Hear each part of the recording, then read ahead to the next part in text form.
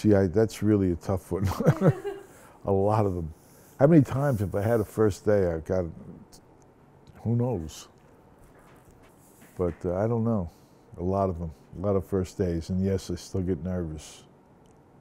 So you're sort of in the back of the crowd or the edge of the crowd? Yeah, I just want smaller signs outside that door so behind the police. I think I first wanted to be a director when I was like, I didn't know what a director was, but when I was very young and I was going to movies, Hitchcock was big. And I remember seeing Hitchcock movies and you could tell somebody was manipulating that movie. Somebody was doing something with that movie that was making you feel certain ways. And it was the first time I think I realized that there's somebody else, that somebody's making this thing. One of my earlier jobs was in an ad agency. I was doing print ads, and then I was doing storyboards for commercials, you know. When I started to do commercials, what I put on the board never came out the way I saw it. I realized I had to learn the decisions that were made between putting it on paper to it being on film, and I set out to do that. Is there any other presence of any others, any news, something lights, or just headlights? Car lights. Car lights. Let So me they finish. put car lights. You gotta Okay. be car lights, as many car lights as you want around. Doing commercials for 25 years, a long time. And I had done 2 movies within that period. And when I did the second movie and came back from the second movie, I wasn't able to reestablish my commercial career again. It's a young business, and if you take off a year in the commercial business, it's like an eternity. And you lose your momentum, you lose your name a little bit, you know, and people are turning over all the time. There's young people coming into advertising. It's a real youth-oriented business.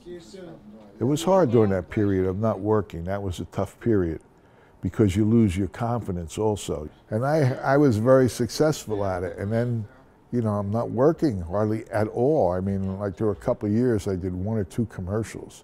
Fortunately, Carla my wife was having a very successful career as a commercial actress. And she kept us afloat while I waited to get a job.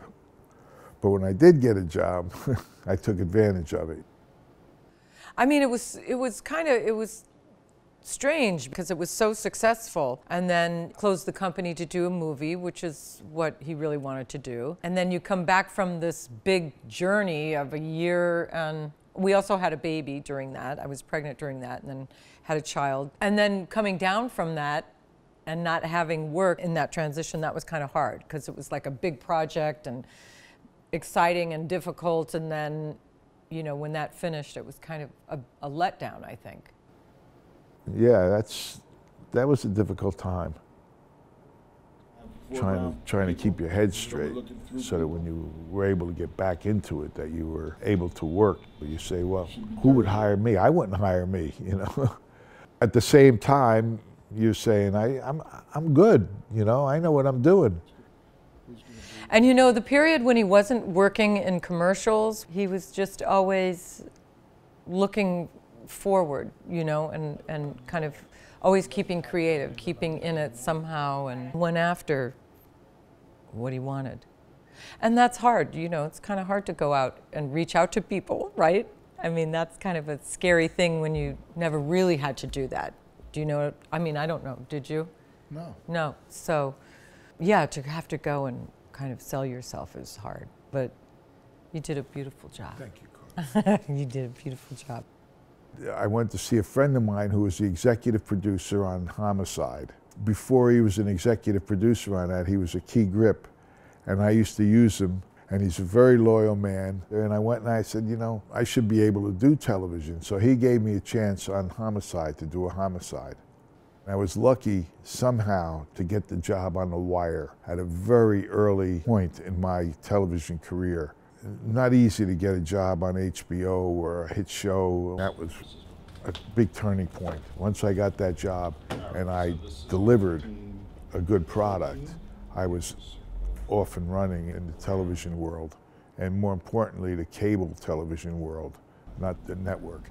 Even though you don't make as much money in the cable world, the work is more creative, and I always went for that. It's more important than money.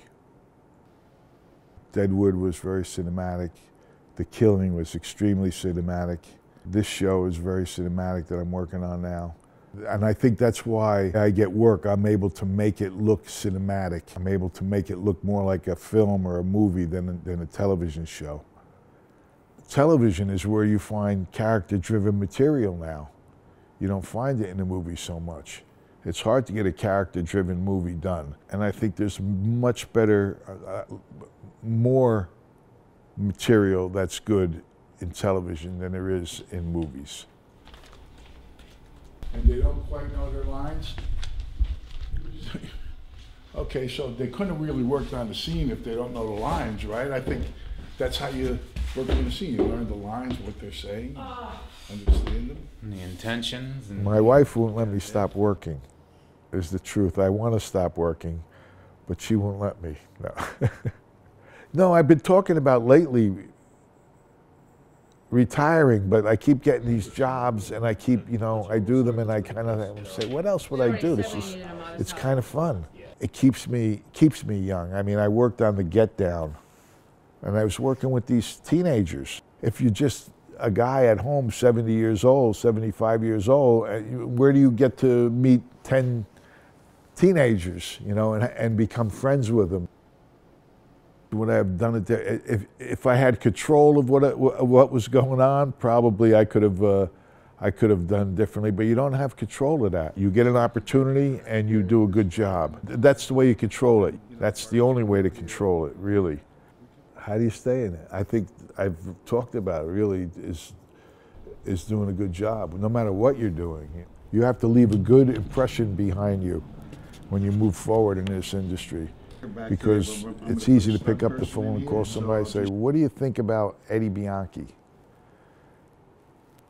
And they tell them.